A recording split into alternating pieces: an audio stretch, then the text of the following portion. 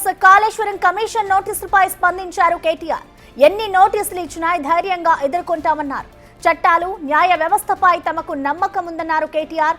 కేసుల పేరుతో ప్రజల దృష్టి మరల్చే ప్రయత్నం చేస్తున్నారని ప్రభుత్వంపై మండిపడ్డారాయన.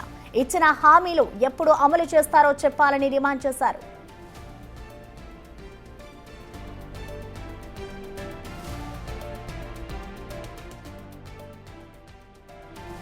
కాళేశ్వరాన్ని ఒక విఫల ప్రయోగంగా చిత్రీకరించే ప్రయత్నం ఏదైతే ఉందో ప్రజలకు వాస్తవాలు తెలుసు. మాకు ఈ దేశంలోని చట్టాల మీద న్యాయ వ్యవస్థ మీద మాకు సంపూర్ణమైన విశ్వాసం ఉంది.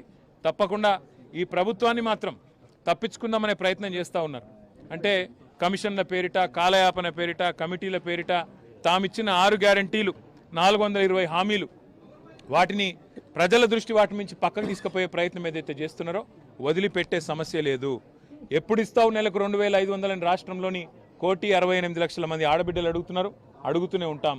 అట్లాగే ఎప్పుడు ఇస్తావు తులం బంగారం అని ఇవాళ పెళ్లిళ్లలో ఉండే ఆడబిడ్డల తల్లిదండ్రులు అడుగుతున్నారు, వదిలిపెట్టాం.